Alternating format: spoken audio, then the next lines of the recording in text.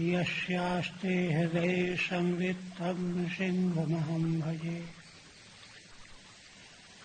विश्वसर्गविसर्गादि नवलक्षणलक्षितं श्रीकृष्णाख्यं परं धाम जगद्धाम नमामि तत्।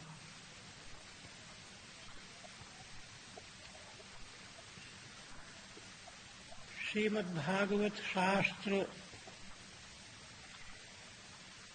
के आरंभ में भगवान वेदव्यास ने 3 श्लोकों में पर देवता का स्मरण रूप मंगलाचरण किया और श्रोताओं को सावधान होकर के शास्त्र सुनने के लिए उसकी उत्कृष्टता का प्रतिपादन किया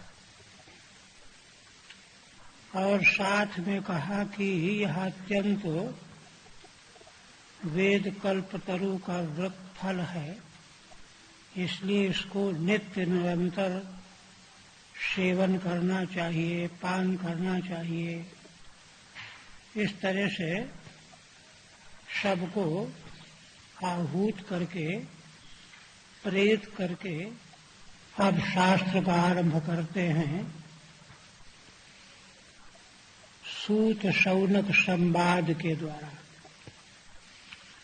क्योंकि देखिए श्रीमद् भागवत की जो यह त्रिवेणी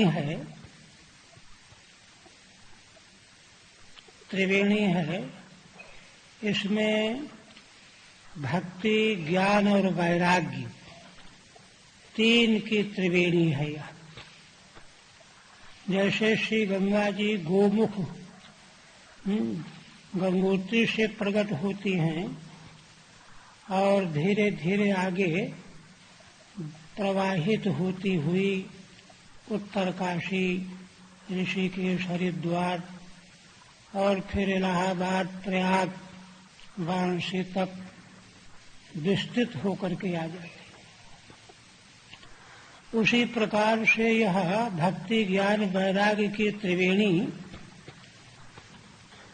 का मूल उद्गम तो भगवान श्रीमन नारायण है, किंतु हम लोगों को इसका दर्शन जमीन पर हुआ, पृथ्वी में हुआ। बहुत लोग गंगोत्री जानते ही नहीं, गए ही नहीं, सुनते भले हो गोमुख कहाँ है, गंगोत्री कहाँ है, किंतु उनको गंगा सुलभ है यहाँ। तो उसी प्रकार से यह भक्ति, ज्ञान, वैराग्य की त्रिवेणी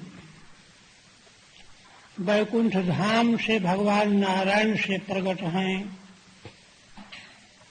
और ब्रह्मा जी, फिर श्री नारद जी, फिर भगवान व्यास जी, फिर सुखदेव जी, इस क्रम से इसका पृथ्वी धरातल में अवतरण हुआ है।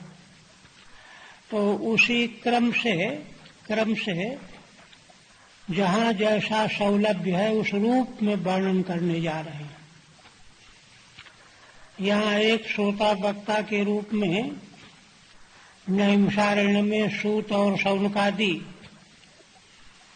वे जिनका उल्लेख करके वर्णन कर रहे हैं, तो वे उल्लेख करते हैं भगवान सुखदेव और परीक्षित को, उनके ऊपर के घाट के वक्ता हो गए।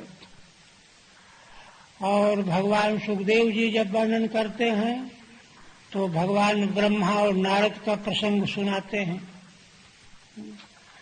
विदुर और मैत्रेय का प्रसंग सुनाते हैं।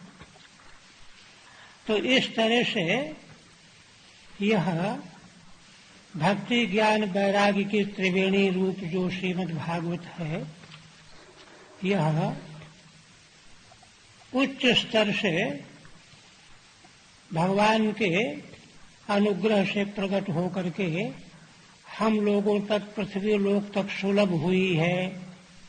तो उसी क्रम का आरंभ, उपक्रम बताने जा रहे हैं। उपक्रम में क्या कहते हैं?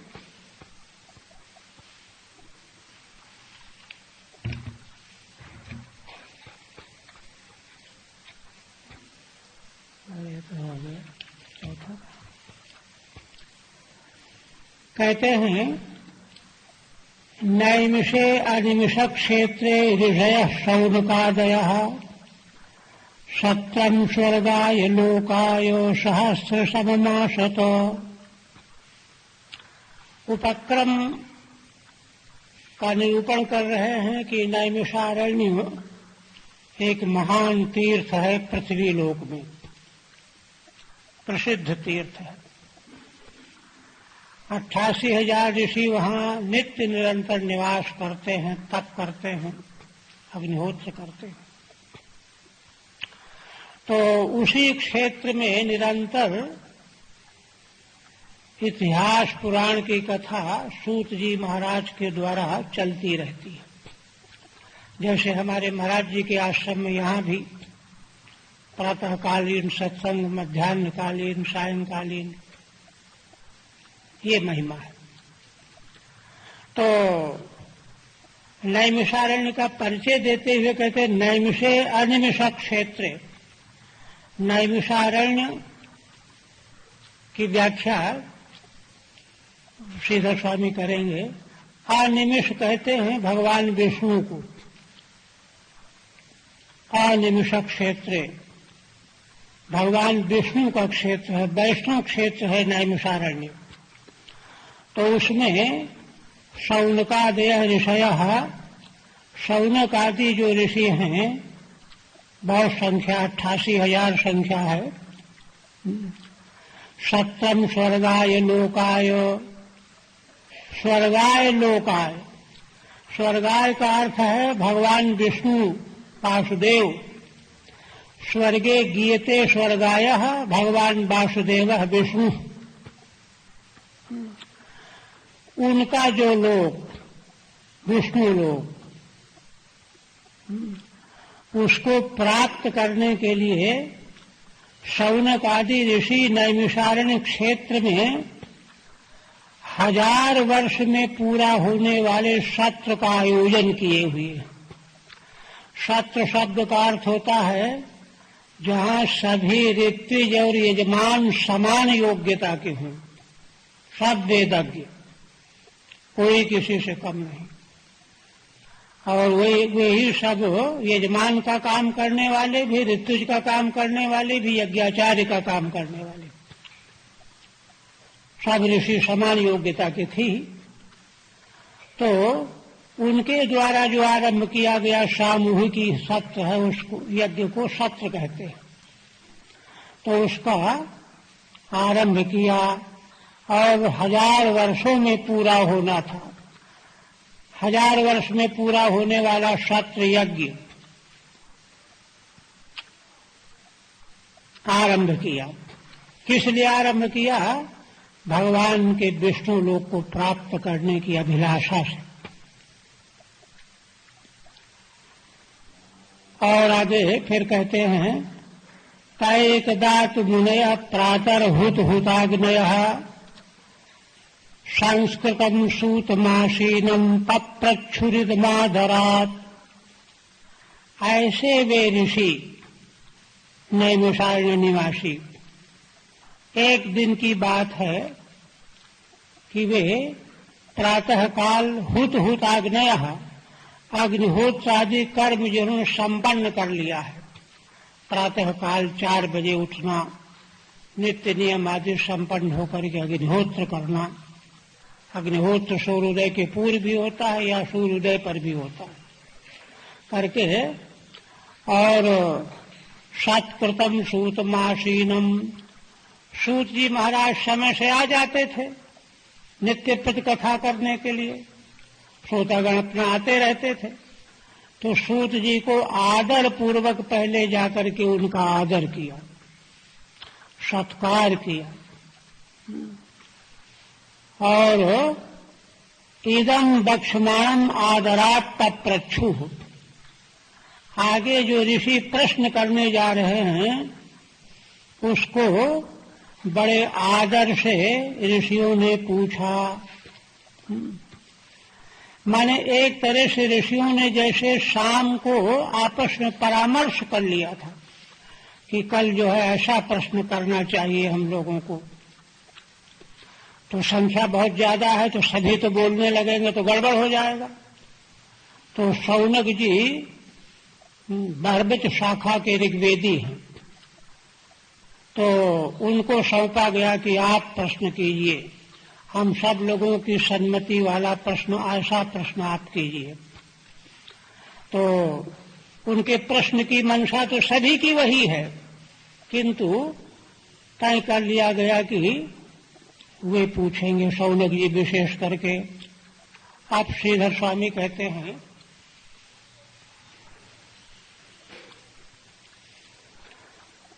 तदेवं अनेन श्लोकत्रयेण विशिष्ट देवतानुस्मरण पूर्वकं प्रारीप्सितस्य शास्त्रस्य पूर्वोक्त प्रकार से 3 श्लोकों के द्वारा भगवान वेदव्यास ने विशिष्ट देवता, परादेवता परमेश्वर का स्मरण किया, सत्यम परम धीमहि के रूप में। स्मरण पूर्वक वही मंगल हुआ। जो ग्रंथ शास्त्र जो आरंभ करने जा रहे हैं उसका विषय बताया, दूसरे श्लोक में प्रयोजन बताया, और दूसरे शास्त्रों से उसकी उत्कृष्टता भी बताई। तो विषय प्रयोजनादि वैशिष्ट्येन, इसका विषय वैशिष्ट क्या है, प्रयोजन वैशिष्ट क्या है, यह सब दूसरे श्लोक में बताया। और सुख सेव्यत्वेन च, और फिर तीसरे श्लोक के द्वारा यह तो बिल्कुल अमृतमय रस है, इसका सेवन करने में कोई क्लेश नहीं है, सुख सेव्य है। इस तरह से प्रतिपादन करके श्रोत्रीन अभिमुखी कृत्य, श्रोताओं को अभिमुख किया, अपनी ओर उनको अभिमुख किया भागवत सुनने के लिए। अब शास्त्र का आरंभ करते हैं। तो आरंभ में कहते हैं कि नैमिषारण्य में शौनक आदि ऋषियों ने 1000 वर्ष में पूरा होने वाला सत्र आरंभ किया। तो पहले नैमिषारण्य का परिचय देते हैं। नैमिषारण्य के बारे में कुछ ऋषियों ने ब्रह्मा जी से प्रार्थना किया। वायु पुराण में उल्लेख है कि आप हमको बताइए कि हम कौन स्थान पर जाकर के तप करें। देखिए, देश और काल का बड़ा महत्व है। देश काल, इसीलिए देखिए काल का निर्धारण करने के लिए ज्योतिष शास्त्र, देश का निर्धारण करने के लिए भी शास्त्र, धर्मशास्त्र। तो नैमिषारण्य क्षेत्र की, देश की महिमा बताने के लिए कहने लगे। तो ऋषियों को ब्रह्मा जी ने कहा कि अच्छा, तुम तप करना चाहते हो, देखो यह मनोमय चक्र हम छोड़ रहे हैं, इसके साथ चले जाओ। जहां इसकी नेमी शीर्ण हो जाए, यह गिर जाए, समझ लेना कि वही क्षेत्र जो है बहुत उत्तम है। तो वे ब्रह्मा जी ने छोड़ दिया मनोमय चक्र, उसको आकाश में जा रहा है उड़ता हुआ। ऋषि उनके नीचे से दौड़ते हुए जा रहे हैं, साथ साथ में कहाँ ये कुंठित होगा, वही वर्णन कर रहे हैं। ब्रह्मणा विशिष्टस्य मनोमयस्य चक्रस्य, ब्रह्मा के द्वारा विशिष्ट मनोमय चक्र की नेमी नाभि शीरते कुंठी भवति यत्र, जहाँ कुंठित हो जाए, नाभि में घूमता है ना, तो घूमना बंद, कुंठित हो गई नाभि। यत्र तन्नेमिषम, उस जिसके पास पहुंचने पर वो नेमी कुंठित हो गई, समझ लो कि वही क्षेत्र सर्वोत्कृष्ट है, वही नेमिष क्षेत्र नाम पड़ गया। नैमिषम स्वार्थ में अण प्रत्यय हो गया। यह तथा च वायुवीये, वायु पुराण में कही गई है बात, ब्रह्मा जी की उक्ति है। एतन् मनोमयम् चक्रम मया सृष्टम विसृज्यते, यच्चास्य शीरते नेमिः सदेशस्तपसः शुभः। देखो, यह मनोमय चक्र हमने इसकी रचना की है और इसको हम छोड़ रहे हैं। जहां जाने पर इसकी नेमी क्षीण हो जाए वह देश तपस्या के लिए शुभ समझ लो। इत्युक्त्वा सूर्य संकाशम चक्रम सृष्ट्वा मनोमयम। ब्रह्मा जी ने ऐसा कह करके सूर्य के समान तेजोमय चक्र, मनोमय चक्र बना करके छोड़ दिया। प्रणिपत्य महादेवम विससर्ज पितामह। पितामह ब्रह्मा जी ने महादेव भगवान को प्रणाम करके, नमस्कार करके छोड़ दिया। तेपि हृष्टतमा विप्राह प्रणम्य जगतां प्रभुम्। और वे ऋषि जिन्होंने भगवान ब्रह्मा से यह जिज्ञासा की थी, वे दौड़ पड़े, पहले भगवान ब्रह्मा को प्रणाम किया और उस चक्र को देखते देखते नीचे नीचे दौड़ने लगे। जगतां प्रभुम् प्रयुस्तस्य चक्रस्य यत्र नेमिर्विशीर्यत। उधर ही दौड़ते चले गए साथ साथ में, यह देखते हुए कि इस चक्र की नेमी कहाँ कुंठित होती है, और जहाँ कुंठित हुई वही नैमिषारण्य है। तद्वनम तेन विख्यातम नैमिषम मुनि पूजितम इति। इसीलिए वहीं पर भगवान ब्रह्मा के द्वारा विशिष्ट मनोमय चक्र की नेमी विशीर्ण हुई थी। वह जंगल था तो नैमिषारण्य होकर के प्रसिद्ध हो गया। कहीं कहीं नैमिष में देखिए तालव्य सकार है, कहीं मूर्धन सकार भी मिलता है। तो अगर नैमिषे में मूर्धन सकार माने तो इस नाम का प्रसिद्धि का कारण बता रहे हैं। नैमिष इति पाठे वराह पुराण उक्तम द्रष्टव्यम। वराह पुराण में जो बात कही गई है उसको यहाँ समझना चाहिए। क्या कहा गया है? तथा ही गौरमुख ऋषिम प्रति भगवद वाक्यम। तो वराह पुराण में गौरमुख नाम के ऋषि के प्रति भगवान विष्णु का वचन है। कहते हैं कि एवं कृत्वा ततो देवो मुनिम गौरमुखम तदा उवाच निमिषेणेदम निहतम दानवम बलम। भगवान श्री विष्णु ने गौरमुख नाम के मुनि ऋषि को संबोधित करके कहा कि देखो, इदम दानवम बलम निमिषेण मया निहतम। यहीं पर दानवों का बल माने सेना, उनकी शक्ति, अपार शक्ति दानवों की, उसको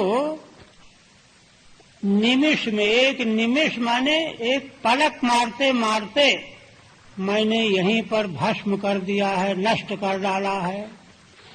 इसलिए यह क्षेत्र नैमिष के नाम से प्रसिद्ध होगा, पुण्यशाली होगा, परम पुण्यशाली होगा। अरण्ये अस्मिन् ततस्त्वेन त्वेतन नैमिषारण्य संगीतम। इसीलिए कोई निमिष को चक्र भी कहते हैं। सुदर्शन चक्र के द्वारा भगवान ने यहीं इसी अरण्य में दानवों का नाश किया।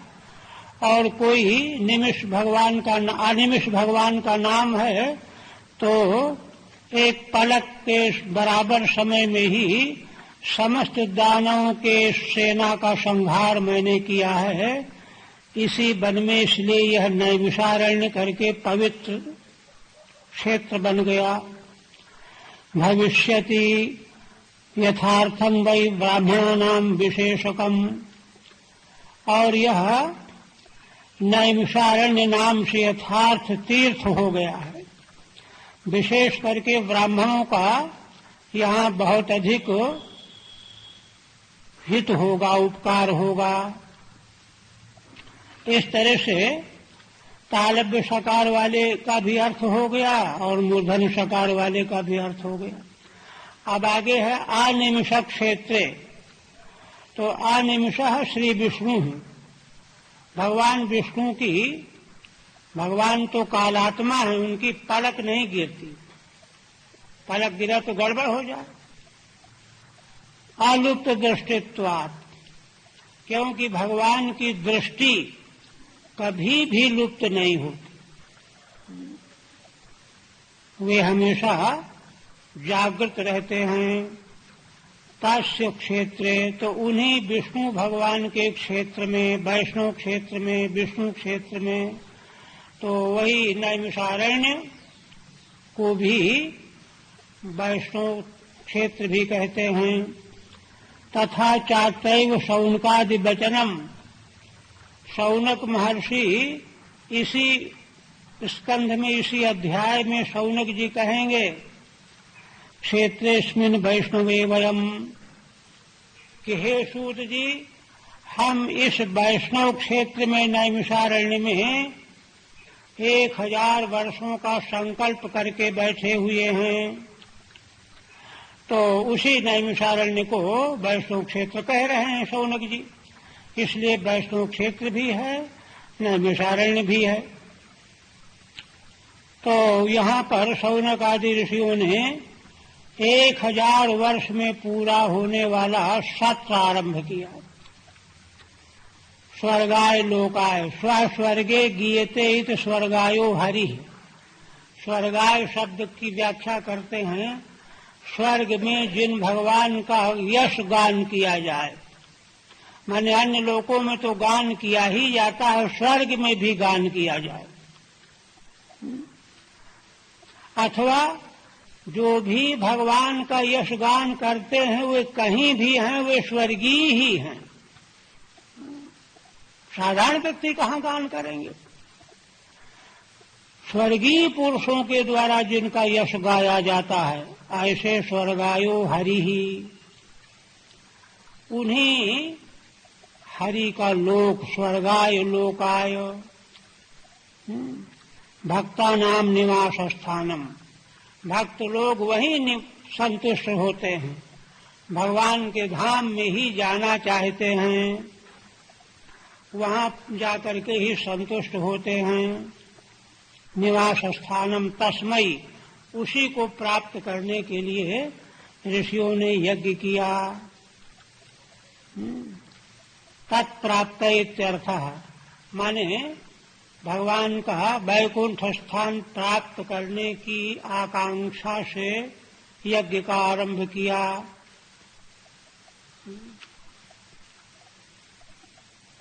कहते हैं सहस्र सम्मासत की व्याख्या करते हैं। सहस्रम समास संवत्सराः अनुष्ठान कालो यस्य, 1000 वर्ष जिसका अनुष्ठान का काल है, समय। तत्सत्रम, और उसमें भी सत्र, सत्र संज्ञक यज्ञ विशेष कहा जाता है। सत्र किसको कहते हैं? कर्मोद्देश्य आशते उपविविशु, सत्र संज्ञक यज्ञ को उद्देश्य बना करके स्थित हो गए और कहीं आने जाने का संकल्प उन्होंने रोक दिया। आशते का अर्थ है आशत उपविशु, अथवा श्रीधर स्वामी कहते हैं कि यद्वा आशत अकुर्वत, आशत का अर्थ है अकुर्वत, माने 1000 वर्षों का यज्ञ किया। तो आशत का अर्थ अकुर्वत क्यों कर दिया? तो देखिए यहाँ पर थोड़ा व्याकरण की बात बता रहे हैं। 2000 धातुओं में 3 धातु ऐसी हैं जिनका अर्थ सामान्य माना जाता है। क्री भू अश, क्री भू अश 3 धातुएं सामान्य अर्थक धातु। यहाँ पर आशत में आश धातु, इसलिए आश धातु की व्याख्या जब क्री भू अश तीनों का सामान्य अर्थ है इसीलिए देखिए लिट लकार में जो व्याकरण जानते हैं, एधान बभूव, एधान चक्रे, एधामास, तीनों धातुओं का अनुप्रयोग किया जाता है। अर्थ एक होता है, क्योंकि असल में ये सामान्यार्थक धातुएं हैं। इनके द्वारा और धातु अगर न भी ज्ञात हों तो सारा अनुवाद इन्हीं के द्वारा बना लिया जाता है।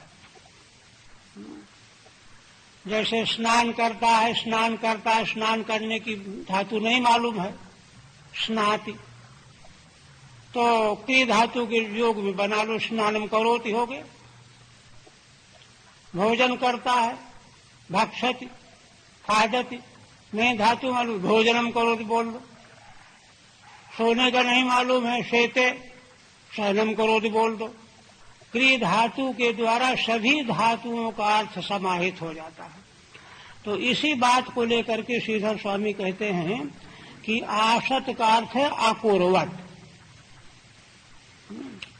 तो कहते हैं कि आपूर्वत ही क्रिया का प्रयोग क्यों नहीं किया भगवान व्यास ने।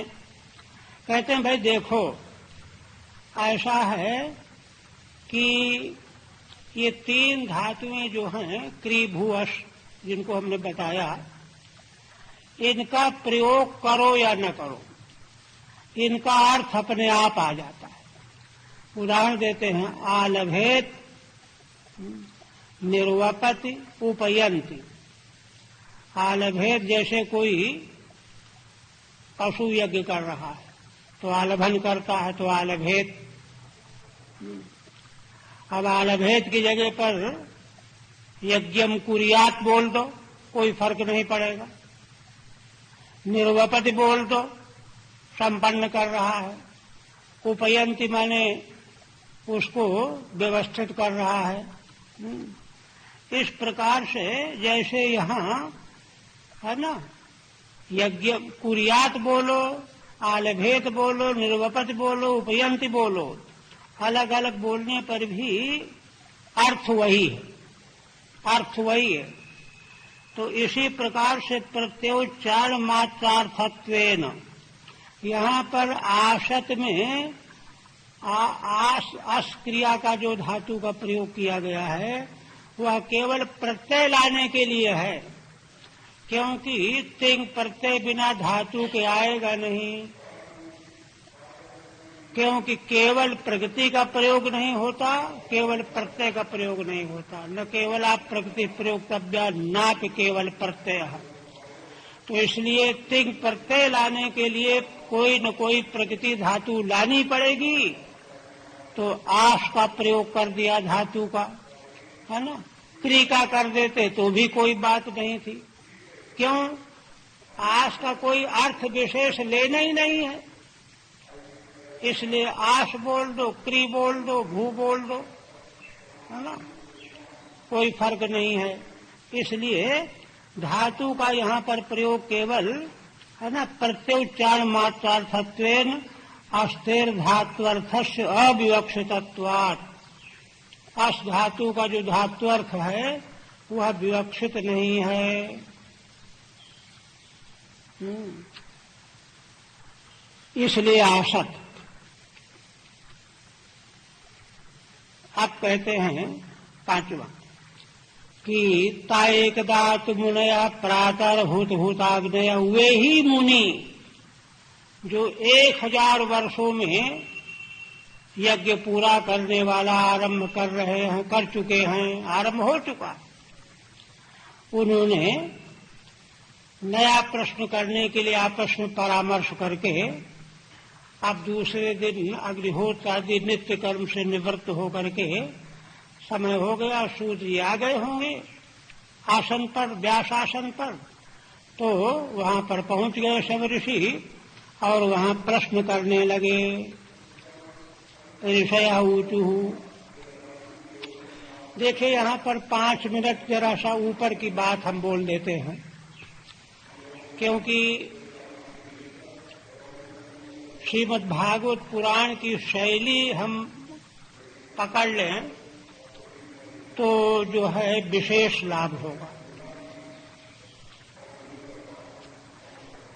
देखिए, हमारी प्राचीन वैदिक सनातन परंपरा में 3 प्रकार के शास्त्र उपलब्ध हैं।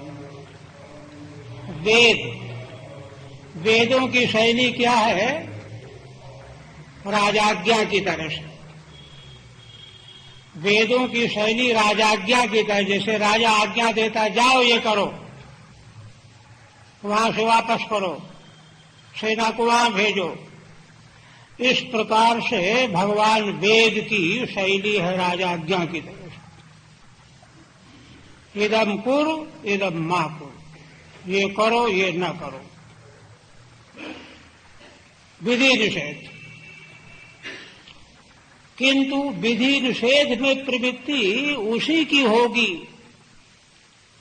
जो आंख मूंद करके जैसे बालक पुत्र अपने माता पिता का अनुसरण करता है, पूरा विश्वास करता है कि हमारे माता पिता हमको जो आज्ञा देंगे उसी में हमारा कल्याण है, तो वह वही करने लगता है। लेकिन जब संसार जो है आगे बढ़ जाता है, बुद्धिवाद बढ़ जाता है, तो व्यक्ति तर्क करने लगता है। अरे ये तो पुराने लोग हैं, माता पिता पुराने ढंग के लोग हैं, क्या मतलब, क्या इसको क्यों करें? प्रश्न खड़े होने लगते हैं। तब ऐसी स्थिति में जब हमारी मनोवृत्ति का पतन हो जाता है, हमारी मनोवृत्ति आस्था से च्युत हो जाती है, तब दूसरी शैली का उपदेश प्रस्तुत किया गया, पुराण और इतिहास की शैली, दूसरी शैली। इसको कहा गया है सुहित सम्मित उपदेश। सुहित माने मित्र। देखिए, व्यक्ति बालक माता पिता की बात की अवहेलना तो कर देगा या टाल देगा, नहीं कड़ा जवाब देगा तो भाग जाएगा, अच्छा भी आता हूं, लेकिन मित्रों के में घुला मिला रहता है। तो मित्र अगर वास्तव में उसको मित्र जैसा होना चाहिए वैसा अगर बनाया हुआ है उसने, तो वह उसको धीरे धीरे सन्मित्र के लक्षण बताए गए हैं ना, कैसा होता है सन्मित्र। तो वह सन्मित्र जो है उसको न करने वाले कामों से हमेशा बचाता रहता है, दृष्टांत दे करके कि देखो, देखते नहीं उसने ये किया इसलिए ये हुआ, देखो नहीं उसने ये किया इसलिए ये हुआ। इस प्रकार से मित्र की तरह से पुराण और इतिहास हमारे मन का कल्याण करते रहते हैं। ये दूसरी शैली है। लेकिन जब हमारा मन और भी विकृत हो जाए, मित्र की भी परवाह नहीं, अरे जाने दो मित्र क्या,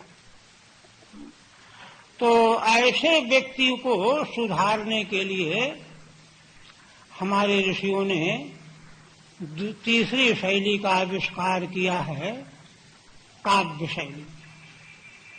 काव्य शैली है तीसरी शैली है।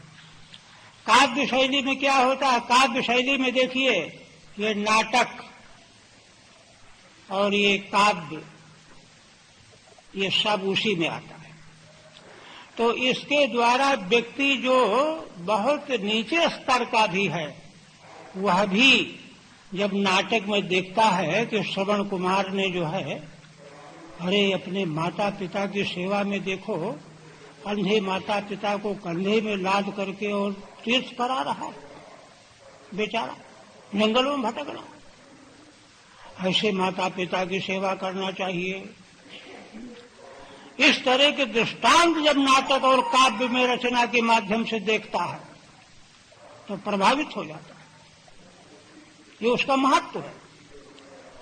तो प्रभावित होकर के अब वह उसको बड़ा रुचिकर लगने लगता है।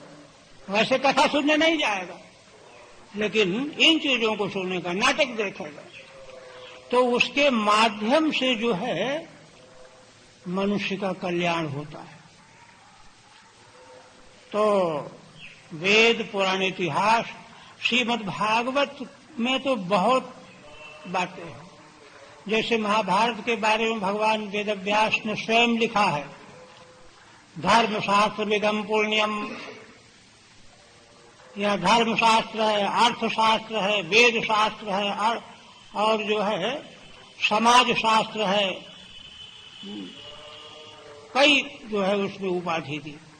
उसी प्रकार से श्रीमद् भागवत भी वेद शास्त्र भी है, धर्म शास्त्र भी है, काव्य भी है, सब कुछ, माने सारी शैलियों का इसमें समावेश है। इसलिए इस शैली के द्वारा हमको सावधान होकर के समझते चलना है। देखिए, अर्थ भी तीन तरह के होते हैं। एक तो सीधा सीधा वाच्यार्थ, ये वाच्यार्थ एक प्रकार का अर्थ। दूसरा होता है लक्ष्यार्थ।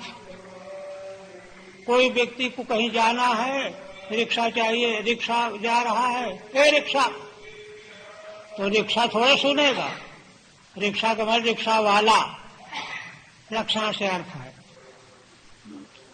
इसी प्रकार से तीसरे प्रकार का अर्थ व्यंग्यार्थ होता है, व्यंग्य रूप अर्थ, व्यंग्यार्थ। जैसे है ना, गुरुकुल में आचार्य कहते हैं, भाई अरे अब तो सूर्यास्त हो रहा है, चलो बच्चों नित्य कर्म से निवृत्त हो, संध्या बंदन करो।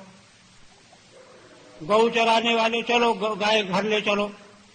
सबके संकेत अलग अलग है, परिस्थिति अलग अलग है, तो व्यंग्यार्थ है। कहा तो जा रहा है कि सूर्यास्त हो रहा है तो हो रहा है, होने दो, लेकिन कहने वाले का तात्पर्य है कि अपने जरूरी काम में लग जाओ। इस तरह से वाच्यार्थ, लक्ष्यार्थ, व्यंग्यार्थ के रूप में अर्थों को हमको ग्रहण करना चाहिए। तो इसमें जो है वाच्यार्थ भी मिलेगा, लक्ष्यार्थ भी मिलेगा, व्यंग्यार्थ भी मिलेगा। तो देखिए, अब यहाँ पर वेद वेदांग के पारंगत नित्य कर्म संपन्न ऋषि तपस्वी 1000 वर्षों का जो उन्होंने अनुष्ठान कर रखा है, वे प्रश्न करने जा रहे हैं। देखिए, प्रश्न कर कौन रहा है, कैसा प्रश्न कर रहा है, कौन कर रहा है, कैसा प्रश्न कर रहा है, इन सब चीजों से मतलब निकालना चाहिए। तो क्या प्रश्न कर रहे हैं?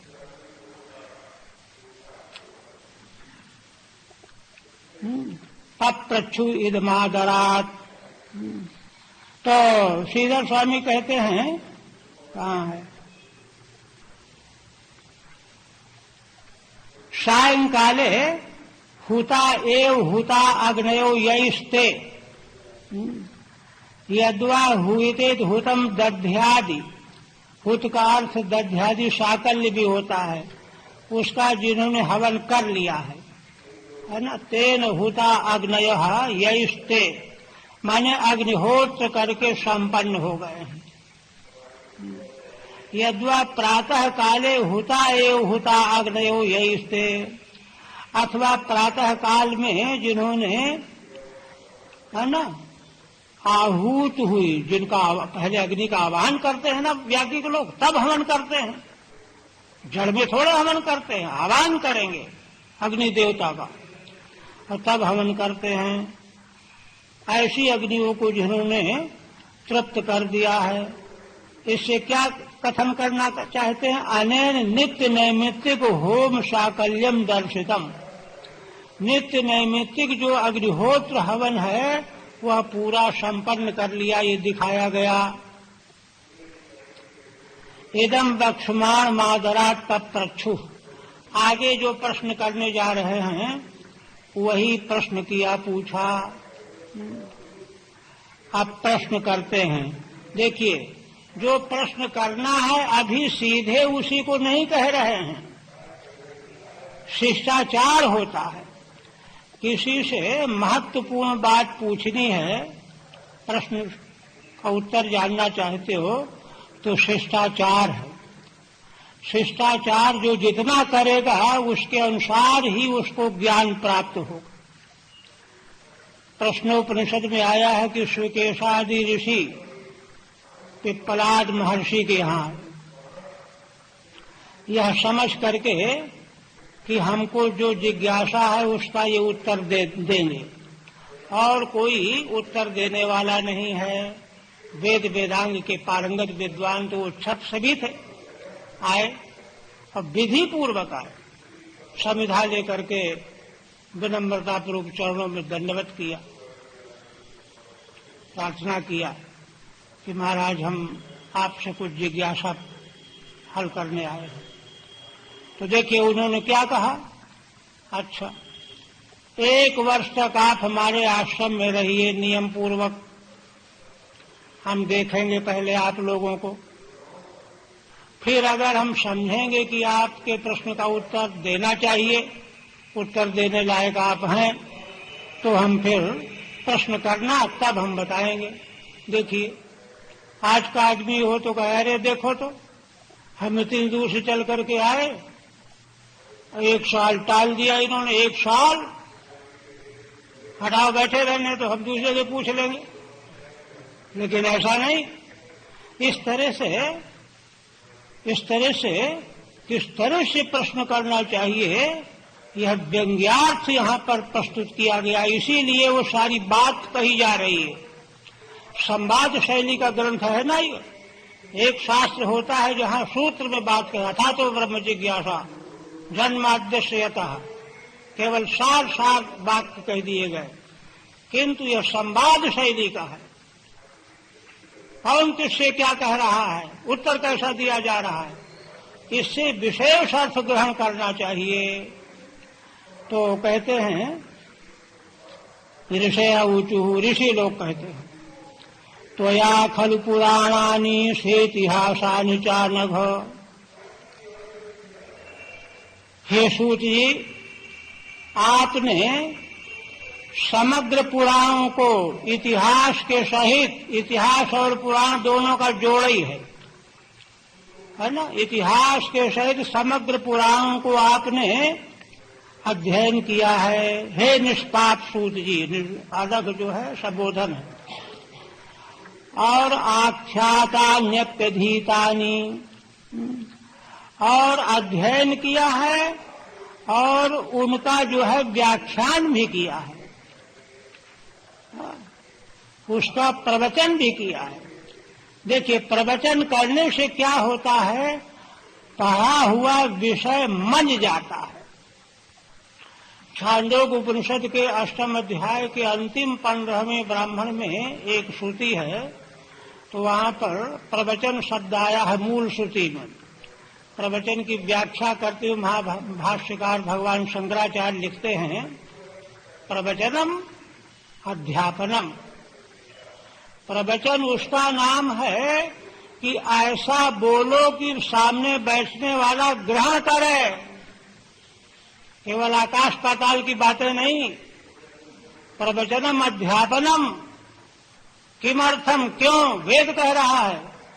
कहते हैं इसलिए 2 हेतु हैं, एक तो हमारा जो पढ़ा मनन किया हुआ विषय वो प्रांजल हो जाएगा। असल में प्रवचन के समय में ही व्यक्ति ठीक से पढ़ता है, और दूसरा लभ है धर्मार्थत्वाच्य। हमारी जिम्मेदारी है, वैदिक ब्राह्मण की जिम्मेदारी है कि धर्म को समझे, दूसरे को समझावे। तो प्रवचन करेंगे तभी तो दूसरे को समझाएंगे, इसलिए धर्मार्थत्वाच्य ये 2 व्याख्या की है शंकराचार्य भगवान ने भाष्य में, उपनिषद भाष्य में। तो इसीलिए ऋषि कहते हैं कि आपने इतिहास के पुराणों का अध्ययन भी किया है गुरु मुख से, और प्रवचन भी किया। इसका मतलब है कि उसको प्रांजल बना लिया है आपने, है ना। व्याख्यान करने से, प्रवचन करने से वह विषय आत्मसात हो जाता है। और कहते हैं धर्म शास्त्रानि याज्ञुतो, और केवल पुराण इतिहास ही नहीं, धर्म शास्त्रों को भी, यानी माने जो जो धर्म शास्त्र मौजूद हैं उनको भी पढ़ा और प्रवचन किया। और कहते हैं इसलिए यानि वेद विदाम श्रेष्ठो भगवान बादरायण। हे सूत जी, भगवान बादरायण, भगवान व्यास, वेद के जानने वालों में श्रेष्ठ भगवान व्यास हैं और कोई नहीं उनके बराबर। तो जो जितना जितना शास्त्र भगवान व्यास जानते हैं, अन्य च मुनय सूत परावर विदो विदुः, और अन्य भी दूसरे ऋषि, हे सूत जी, कैसे परावर विद, पर माने पर ब्रह्म, अपर माने अपर ब्रह्म, परापर कार्य कारणातीत और कार्य ब्रह्म, इसको जानने वाले जो जो कुछ भी जानते हैं, वेथ त्वं सौम्य तत्सर्वम, हे सौम्य, वह सब तुम जानते हो, वह सब जानते हो, है ना। तत्वता स तद अनुग्रहात।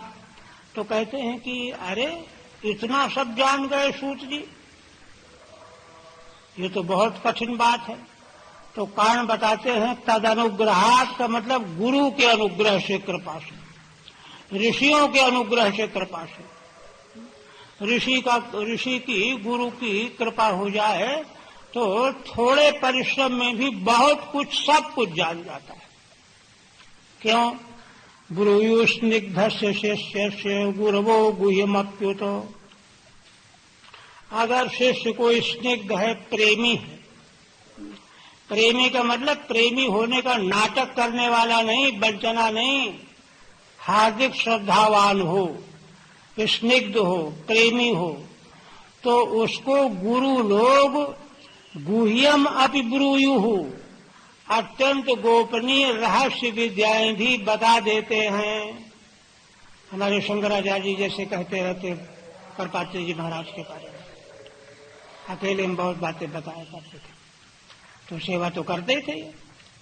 तो इसलिए आप चूंकि प्रेमी शिष्य हो, प्रिय शिष्य हो, इसलिए आपको भगवान व्यास ने और ऋषियों ने भी सारे रहस्य की विद्याएं बता रखी हैं।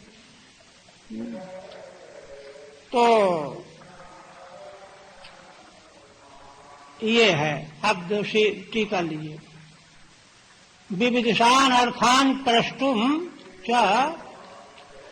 जो अर्थ वे जानना चाहते हैं ऋषि लोग, उनको पूछने के पहले उनकी महिमा बता रहे हैं। सूत जी को सर्वशास्त्र का ज्ञान है, यह वर्णन कर रहे हैं। नहीं तो कोई परीक्षा लेने के लिए पूछ रहा हो तो बताने वाला उतने प्रेम से थोड़े बताएगा, अरे ये तो वंचक है, कपटी है। इसलिए अपने अनुभव से कहते हैं। तो एक त्रिभि 3 श्लोकों से, इतिहासो महाभारतादि तान्यपि, अपितु आपने उनका व्याख्यान भी किया है, प्रवचन भी किया है। पढ़ाओ और पढ़ाओ। व्याख्यातानि च उत अपियान धर्मशास्त्राणि तान्यपि, और दूसरे जो धर्मशास्त्र है उनको भी। किंच यान इत्यादि। दूसरी बात और है, वेदाम विदुषाम मध्य श्रेष्ठो व्यासो यानि वेद। विद्वानों में सर्वश्रेष्ठ भगवान व्यास जिन जिन शास्त्रों को, विद्याओं को जानते हैं। और परावरे सगुण निर्गुणे ब्रह्मणि, पर ब्रह्म को, निर्गुण ब्रह्म को, अपर को, सगुण ब्रह्म को जानने वाले जो दूसरे ऋषि हैं, वे जो जो कुछ जानते हैं वह सब आप भी जान गए हो। वेत्थ जानासि, सौम्य हे साधो, सौम्य संबोधन है। तेषाम अनुग्रहात्, क्यों जान गए हो? उन्हीं गुरुओं के अनुग्रह से जान गए हो। तत्वतो ज्ञाने हेतु माह। तो कहते हैं कि तत्वतः जान लेने वाली बात कैसे आई? सुन लिया हो, शब्द सुन लेना अलग बात है, लेकिन तत्वतः ज्ञान का हेतु बता रहे हैं कि प्रेमी शिष्य को गुरु लोग गुप्त बात भी बता देते हैं। स्निग्धस्य प्रेमवतः शिष्यस्य, जो प्रेम करने वाला शिष्य है, श्रद्धालु, उते गुह्यम रहस्यमपि ब्रूयुरेयो, रहस्य की बात भी उसको बता देते हैं। यहाँ तक तो सूत जी की महिमा बताई ऋषियों ने। आप प्रश्न शुरू करते हैं। अभी प्रश्न के पहले एक कठिनाई और बता रहे हैं। प्रायणाल्पायुषः नहीं, तत्र तत्रांजसायुष्मन् भवता यद विनिश्चितम् पुंसामेकान्ततः श्रेयस्तन्नः संशितुमर्हसि। ये प्रश्न है। हे सूत जी महाराज, आपने पुराण, इतिहास, धर्मशास्त्र सब पढ़ा और पढ़ाया, तो उन पुराण इतिहास शास्त्रों में अंजसा माने अनायासेन भावता यद विनिश्चितम, आपने जो कोई निष्कर्ष सोचा हो, निकाला हो, किस संबंध में? पुंसाम एकांततः श्रेयः, पुरुषों को, मनुष्यों का एकांतिक श्रेय, श्रेय माने कल्याण है ना, उसका जो आपने साधन पक्का निश्चित किया हो, तन्नः संशितुमर्हसि, उसको आप हमको बताइए, हमारे प्रति आप व्याख्या करने की कृपा कीजिए। संशितुम अर्हसि, बताइए। देखिए, यहाँ श्रेय के बारे में प्रश्न कर रहे हैं। संसार में दो प्रकार के पदार्थ प्राप्त होते हैं, श्रेय और प्रेय। किंतु सारा संसार केवल प्रेय के पीछे भागा चला जा रहा है निरंतर। उसमें कठोपनिषद में नचिकेता और यमराज के संवाद में ये विषय विस्तार से बताया गया कि श्रेय का कोई नहीं वर्ण करना चाहता, सब प्रेय है ना, लौकिक विषय पदार्थ, सुख सुविधा, इन्हीं का वर्ण करना चाहते हैं। किंतु ऋषि लोग जो हैं, वेद के मार्ग में साधन में लगे लगे इतने शुद्ध अंतःकरण के हो गए हैं कि इन्होंने श्रेय की जिज्ञासा की। प्रेय से इनको वैराग्य है। प्रेय जो है, प्रेय के प्रति इनकी दृष्टि ही नहीं है। इसलिए कहते हैं श्रेय जो है आप हमको बताइए। आपने जो निश्चय किया हो, पुरुष का एकांतिक का मतलब होता है जिसमें पक्के तौर पर श्रेय जरूर मिल जाए। ऐसा नहीं कि करके देख लो, हमारा विश्वास है हो जाएगा, ऐसा नहीं, संदिग्ध नहीं, अब व्यभिचरित फल प्राप्त कराने वाला साधन हो, है ना, 100% पूरा विश्वस्त हो, ऐसा आप मार्ग जो निश्चय किया हो बताइए। श्रीधर स्वामी कहते हैं वेत्थ जानासि, अच्छा, अंजसा माने ग्रंथार्जवेन, माने थोड़े, ये नहीं कि श्रेय का मार्ग आप ऐसा बतावें कि 10 साल जो है उसको सुनते ही पढ़ते रहो। ग्रंथार्जवेन संक्षिप्त में।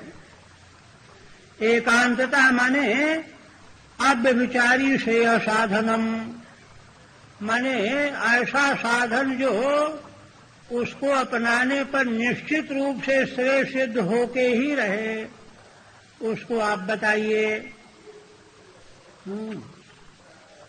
तब और कहते हैं कि यदि सूर्य जी कहें कि अरे भाई ये तो बड़ा जटिल प्रश्न आप लोग कर रहे हैं, और किसी से पूछ लेना, फिर पीछे देखा जाएगा, ऐसा नहीं।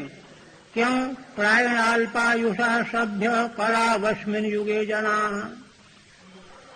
हे साधु पुरुष सूत जी, प्रायः करके इस कलयुग में मनुष्य अल्पायु हो गए, अधिक लंबी आयु नहीं रही।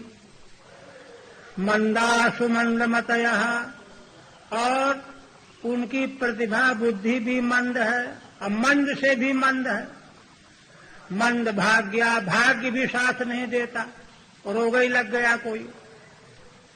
मंद भाग्या उपद्रुता, उपद्रुत हैं, बीमारी लग गई, कोई आफत खड़ी हो गई।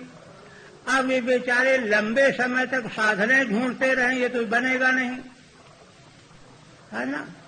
तो और भी कह रहे हैं, भूरी भूरी कर्माणि श्रोतव्यानि विभागशः, और जो शास्त्र हैं दूसरे बड़े विस्तृत हैं, उनमें बहुत सारे कर्मों को उपदेश किया गया है।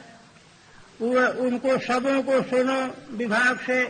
पहले कर्म कांड की बातें सुनो, उपासना कांड सुनो, ज्ञान कांड सुनो, विभाग सह, है ना।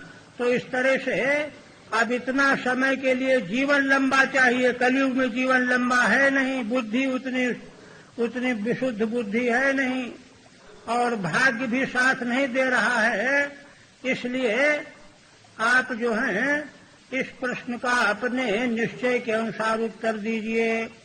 अतः साधोत्र यत्सारम समुद्धृत्य मनीषया ब्रूहिणा श्रद्धानानाम येनात्मा संप्रसीदति। इसलिए इन तमाम कारणों से हे सूत जी, आपने अपनी मनीषा निर्मल बुद्धि से जो आपने सारभूत साधन निकाला हो, खोजा हो, हम लोग बड़ी श्रद्धा से सुनना चाहते हैं, है ना। ना श्रद्धाना नाम ब्रूहि, हमको जरूर आप सुनाइए, कहिए, बताइए। तो कहते हैं कि आखिर श्रेय के बारे में, श्रेय का मार्ग पूछना चाहते हो, क्यों ऐसा जिद कर रहे हो। कहते ये नात्मा संप्रसीदति, हम चाहते हैं कि आत्मा का अर्थ यहां बुद्धि है, बुद्धि प्रसन्न हो जाए, सुस्थिर हो जाए, निश्चल हो जाए। बड़ा गहन प्रश्न है ये। श्रीधर स्वामी कहते हैं कि अन्येपि बहुना कालेन बहु शास्त्र श्रवणादिभिर विनिश्चिन्वन्तु नैत्याहु।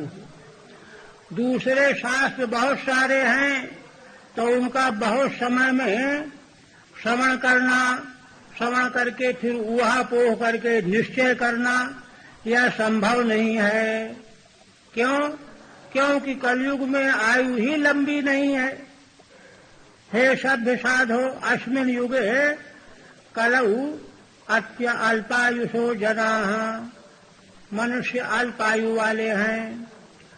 तत्रापि मंदा अलसाः, और दूसरी बात यह है कि आलसी बहुत हैं, प्रमादी बहुत हैं। तत्रापि सुमंदमतयः, अल्प बुद्धि हैं, और उसमें भी मंद भाग्य हैं, मंद भाग्या, और विघ्नाकुलाः, विघ्न बहुत हैं, विघ्नों से आकुल हैं, घबराए रहते हैं। तत्रापि उपद्रुताः, और इसके अलावा और भी उपद्रुत भी हैं, माने रोग लगे हुए हैं। ऐसी स्थिति में लंबे समय वाले खोज करने के साथ सुनने का समय नहीं है। और कहते हैं कि बहुत शास्त्र सुनने पर भी, न कि बहुशास्त्र श्रवणे भी, बहुत शास्त्र सुनने पर भी उससे साधन का ज्ञान हो जाए, यह भी बात निश्चित नहीं है। तावतयु फल सिद्धिर न, क्यों भूरीणीति, भूरीण कर्माणि अनुष्ठेयानि। और वहां कह दिया गया कि 12 साल गायत्री का जप करो और 6 साल ये करो, इस स्तोत्र का पाठ करो, अब हो गया काम, मर जाएंगे इतने दिन में।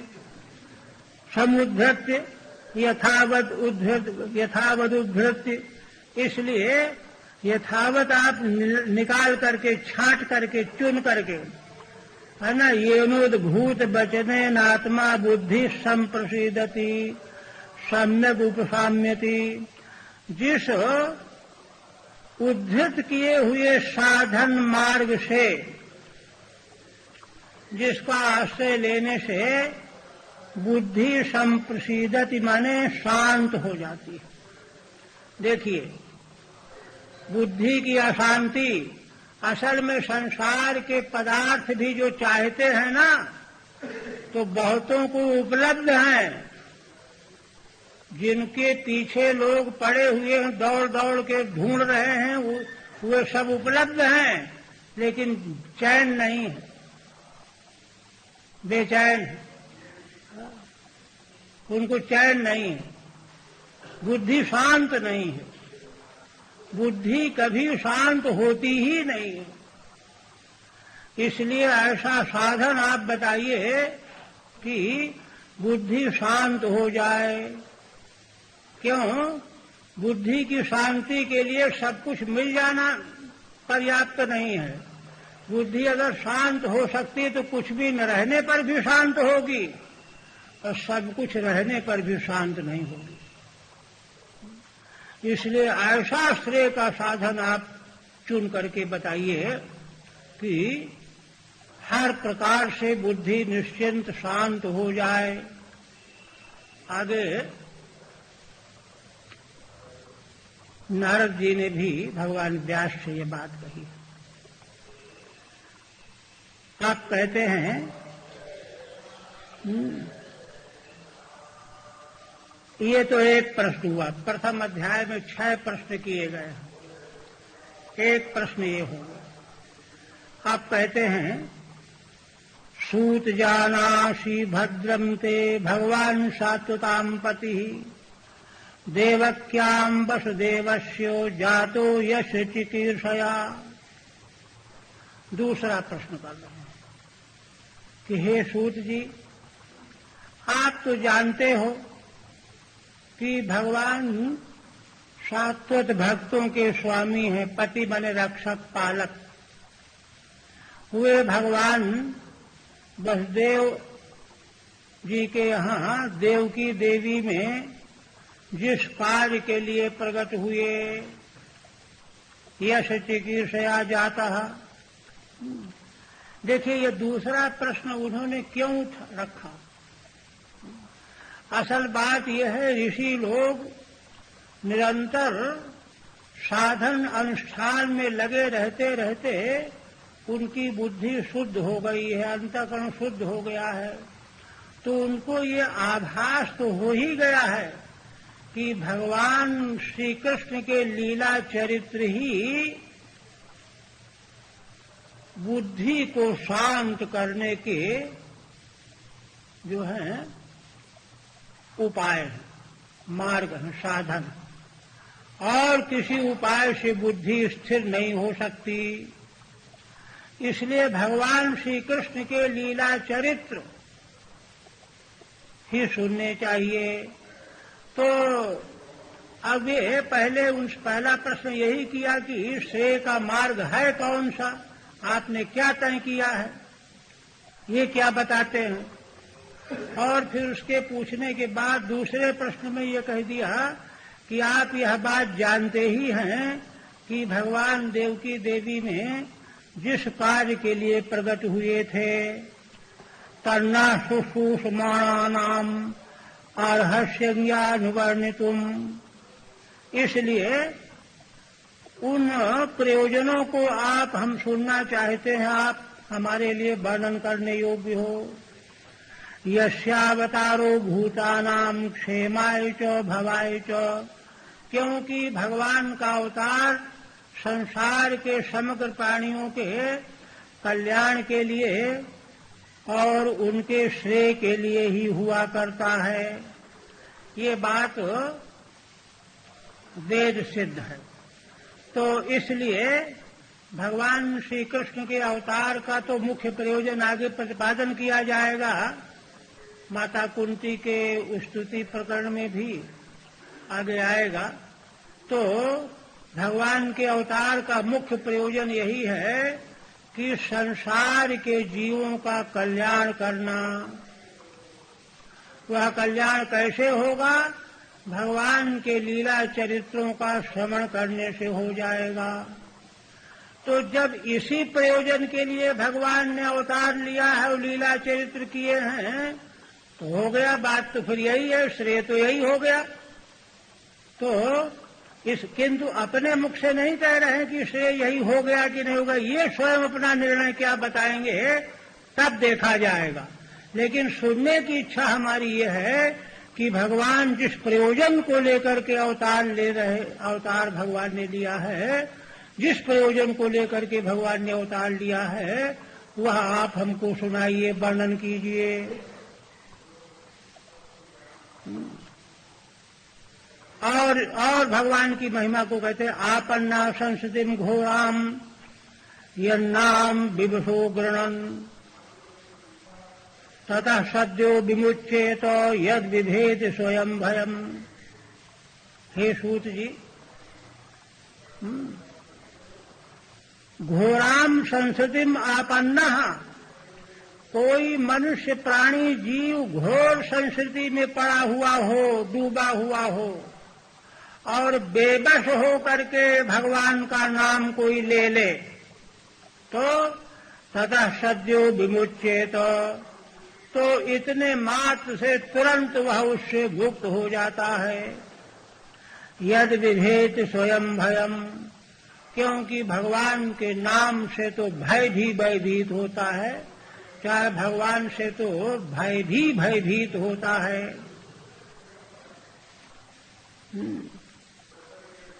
और कहते यदपाद संशया सूत मुने प्रसमायना सद्य पुनंतु पस्पृष्टा स्वर्धुन्यापुनुसेवया। और कहते हैं जिन भगवान के चरणों का आश्रय लेने वाले संत जन, मुनि जन, माने उन भगवान के चरणों का आश्रय लेने वाले संत भागवत जन, मुनि जन, प्रसमायना, शांति के घर बने हुए होते हैं।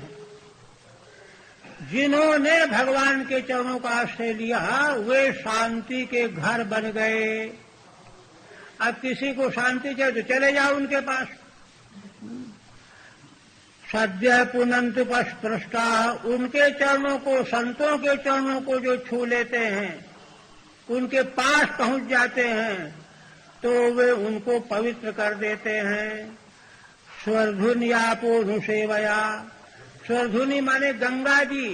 गंगा जी में पवित्र करने की शक्ति क्यों है? क्योंकि भगवान के चरणों का उद्दक है ना, चरणोदक है। तो भगवान के चरणों से संबंध रखने के कारण जो है वह भी पवित्र करता है। किंतु अनुसेवया, उसका तो बहुत दिनों तक स्नान करो, जलपान करो, तर्पण करो, तब करेगा। किंतु भगवान के चरणों के भक्त जन जो हैं वे तो शांति के घर होते हैं। उनके पास एक क्षण के लिए पहुंच जाने पर भी शांति मिल जाती है। इसलिए कोवा भगवतस्तस्य पुण्य श्लोके कर्मण शुद्धि कामो न सुनियाद यशः कलिमलापहम।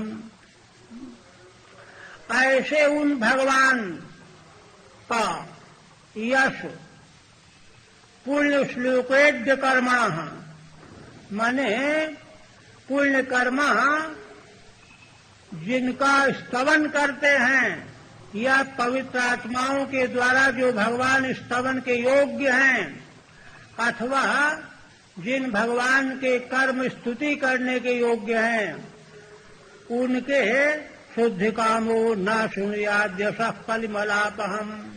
उन भगवान के यश को, जो कलयुग के मल का नाश करने वाला है, उसको कौन सुनना नहीं चाहेगा।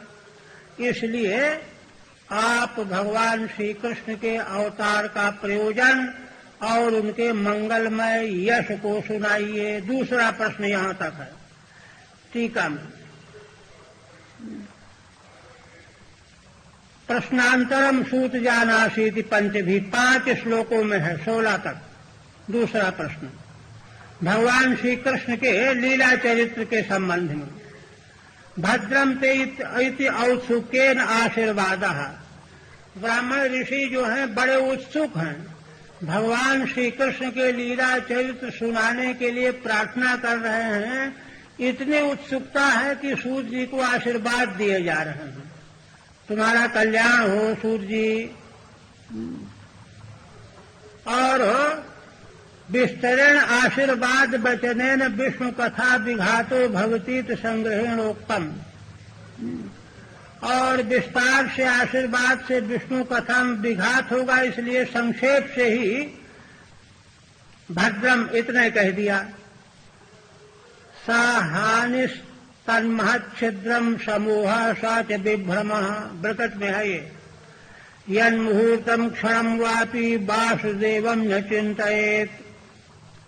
कहते हैं कि देखो वह बड़ी हानि है, वह बहुत बड़ा छिद्र विघ्न है, वही मोह है 3, वही विभ्रम है 4। कौन? अगर किसी मुहूर्त में भगवान का चिंतन रुक जाए तो अगर सूत जी को ज्यादा आशीर्वाद देने लगते तो भगवान की कथा में विलंब होता। इसलिए केवल आपका कल्याण हो, इतने जो है भद्रम से आपका हित हो, कल्याण हो, इतना कह करके बाकी अपना प्रश्न करना। भगवान निर्दय ऐश्वर्यादि गुण। भगवान शब्द का प्रयोग हमेशा ध्यान रखना चाहिए। भगवान कौन है? समग्र ऐश्वर्य, यश, धर्म, श्री, शोभा, ज्ञान, वैराग्य के अधिष्ठान, परम तत्व, अद्वैत ब्रह्म, परमात्मा और भगवान, तीनों शब्दों का यही अर्थ है। तो उनके लिए ऐश्वर्यादि गुण है। सात्वताम पति ही, सात्वताम माने भक्ता नाम पति पालक, भक्तों के पालन करने वाले। सात्वताम की व्याख्या करते हैं सत शब्देन सत्यमूर्तिर भगवान। सत्यमूर्ति भगवान कहे गए हैं। साय उपास्यतया विद्यते ये शाम, भगवान ही जिनके उपास्य हैं, तो भक्तों के उपास्य होते हैं भगवान। इसलिए सत्वंतो भक्ता। सत्वंत का अर्थ हो गया भक्त। स्वार्थ में अण प्रत्यय का दे सात्वंतो हो गया। स्वार्थ अण राक्षस बायसादिवत, जैसे रक्षा है और राक्षस में स्वार्थ में अण प्रत्यय हो गया है। रक्ष और राक्षस में अर्थ में अंतर नहीं है। स्वार्थ में जहां प्रत्यय होता है वहां अर्थ बढ़ता नहीं है। वय एवं वायसः, अब वय से स्वार्थ में अण प्रत्यय हो गया। वय माने आयु और वायसः माने भी आयु, अर्थ में अंतर नहीं। तस्य च अश्रवणम आर्षम, तो ऐसे सात्वत में सात्वंत चाहिए तो उसका श्रवण नहीं हो रहा अण प्रत्यय का, तो आर्ष प्रयोग है, ऋषि कृत प्रयोग है। तदेवं सात्वंत इति भवति, है ना। अर्थ होगा भगवान के भक्त, उपास्य, भगवान की उपासना करने वाले भक्त। तेषाम पति, उन भक्तों के पति पालक भगवान। यस्यार्थ विशेष से चिकीर्षया, वे भगवान जिस विशेष अर्थ को करने के लिए, चिकीर्षा के लिए, वसुदेवस्य भार्यायाम देवक्याम जातः, महामना वसुदेव की महारानी देवकी देवी में प्रकट हुए, अवतरित हुए। अंगे सूत तन्नो अनुवर्णयितुमर्हसि, हे सूत जी आप कृपा करके वे किस लिए अवतरित हुए थे, आप यह वर्णन कीजिए। सामान्यतस्तावत यस्यावतारो भूतानां क्षेमाय पालनाय भवाय समृद्धये। सामान्यतया तो हम इतना जानते हैं कि उन भगवान का अवतार प्राणियों के क्षेम के लिए, कल्याण के लिए, पालन करने के लिए, समृद्धि के लिए ही हुआ करता है। किंतु और जो विशेष प्रयोजन भगवान श्री कृष्ण के अवतार का हो, वह आप कृपा करके हमको सुनाइए। तत्प्रभाव मन वर्णयंत तद्यश श्रवणोत्सुक्यमाविष्कुर्वन्ति। भगवान के है ना लीला चरित्र के प्रभाव का अनुवर्णन करने की इच्छा से भगवान के यश के श्रवण का उत्सुक्य प्रकट कर रहे हैं। माने अपनी विशेष इच्छा जाहिर कर रहे हैं ऋषि लोग कि भगवान का यश हमको सुनने की बड़ी प्रबल इच्छा है। क्यों? 3 श्लोकों से औत्सुक्य बता रहे हैं। आपन्न त्रिभिः संस्कृतिम आपन्न प्राप्तः। कोई जीव मनुष्य संस्कृति माने संसार के बंधन में आ गया हो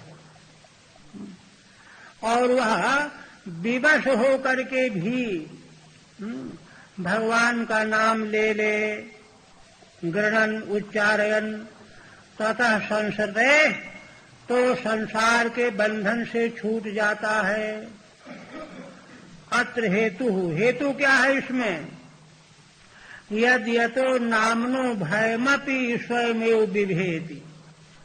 क्योंकि भगवान के नाम की महिमा है कि नाम को सुनकर के भय भी भयभीत होता है। भगवान से तो भयभीत होना ही होना है, भगवान के नाम से भी भयभीत होता है। यमराज ने अजामिल के प्रकरण में दूतों को यही तो मना किया कि भगवान का नाम लेने वाले के पास दूर तक से बाहर चले जाना। किंच दूसरी बात और, यस्य पादः संशयो येषाम अतएव प्रथमः अयनम वर्तम। जिन भगवान के है ना, जिन लोगों ने भगवान के चरणों का आश्रय लिया है, भक्तों ने, और वे संत जन प्रसम के घर बन गए, परम शांति मिल गई उनको।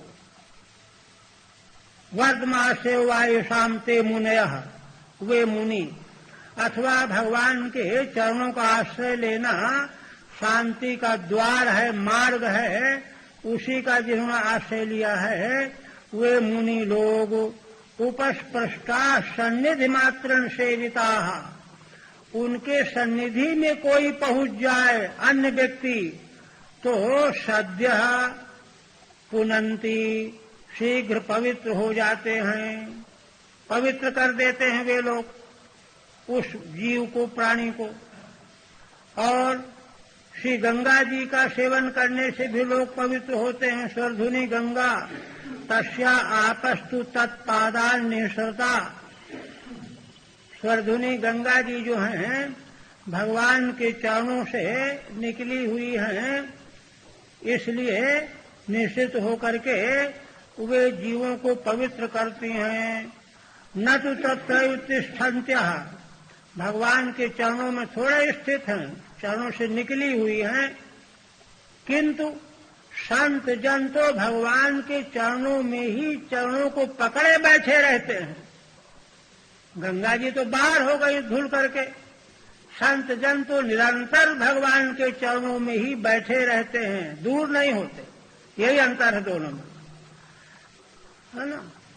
न तो तत्संत्य ततस्तत् संबंधे न उपनंत्य अप्यनुसेवया।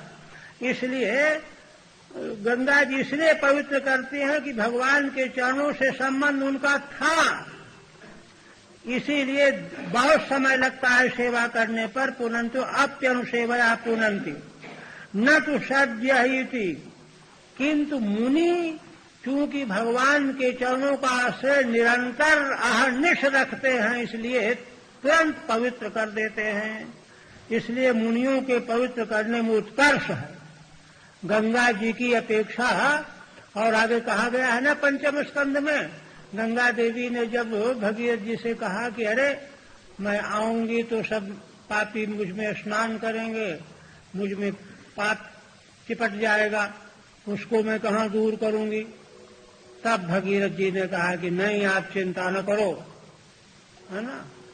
जिनके हृदय में भगवान विराजमान हैं वो आप में स्नान करके सारे मल को धो डालेंगे, गंगा जी के दोष को संत क्यों दूर करते हैं। ये महिमा संतों की, तो महिमा का वर्णन हो ही नहीं सकता। इसलिए तो कहते हैं कि